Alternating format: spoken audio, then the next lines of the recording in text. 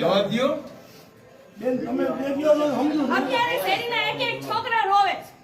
તમે એકવાર ને ચક્કર મારો એટલે તમને ખબર પડી જશે. અત્યારે એટલા છોકરા અહીંયા છે. મોટી લાઈટ રોજ રિપેર કરે છે માણસો લાઈન તો રોજ ખરાબ હોય, રોજ ખરાબ હોય. આ રોજ છે.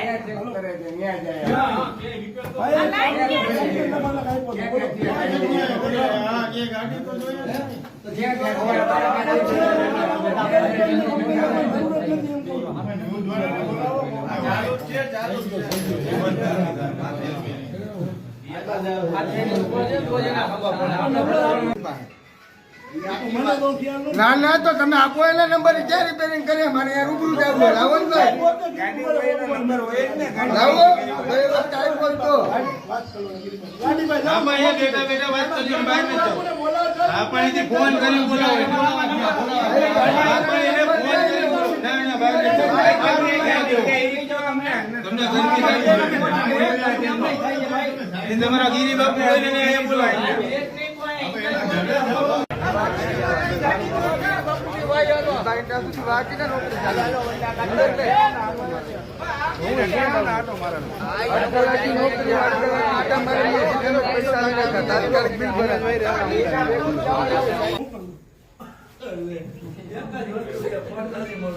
ખોટું થોડા બોલે ગાડી છે લાઈનો બોલ્યો બેટા જવાબ થોડા દેવે તમે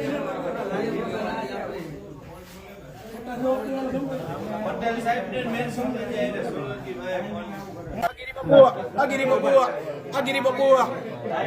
તમારા સાહેબ નો નંબર છે તમારી પાસે?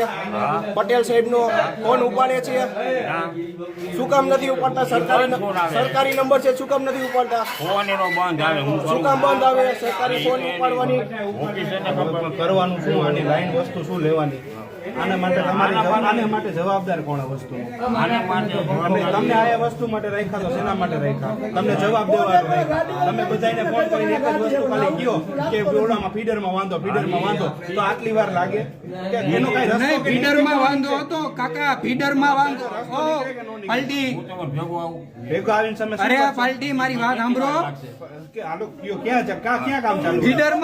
ફીડરમાં વાંધો હતો તો આખો દિવસ તમારો પપ્પાને કઈ એમને કઈ માંગ જ પાંચ પછી અમે તને પ્રેમથી ફોન કરી ભાઈ શું થયું હું તો જેમ ફોન જવાબ દઈએ. આ ચોથો દિવસ મેન ઓલો જે ઇન્ચાર્જ રહ્યો પટેલ સાહેબ એને તો નથી કોઈ ઘર જોયું, ક્યાં રહી ખબર નથી, એના ફોન નંબર નથી, ફોન ઉપાડે કે ફોન ઉપર વાત કરું ને ભાઈ. આ એની જવાબ કાયદેસર કાર્યવાહી આપણે લેખિતમાં કરવી છે, બરોબર? કાયદેસર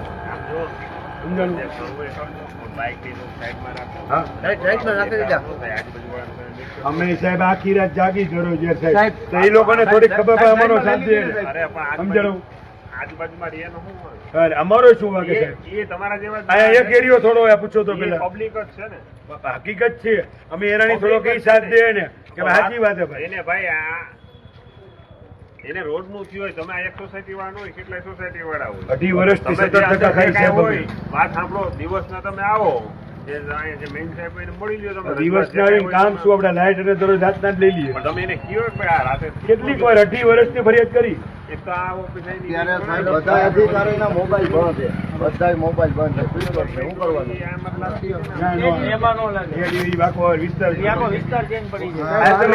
તમે એની વાત કરો.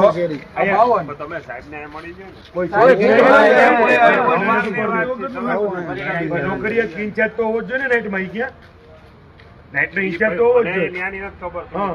તમે ધારો કે દિવસ ના અત્યારે તમારા 3-4 દિવસ પ્રોબ્લેમ અત્યારે કોઈ નથી. 3-4 દી નહીં, 18 વર્ષથી અહીંયા ડિવિઝન બદલી જાય સાહેબ. આ બાજુથી ઓલી બાજુ જાવ તો કે અમારા નો આવે, આ બાજુ એ જાવ. ખાલી વાત કરે નહીં, કેમ હવા કરે? તમારો સાહેબ ફોન ઉપાડે? ફોન કરો પેલા.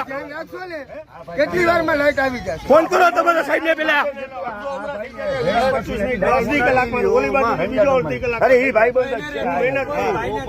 ફોન કરો તમારા સાહેબ ને પેલા. વિચાર તો કરો, મારે ઉપર ધ્યાન રાખો ને. હા, તમે સમજો.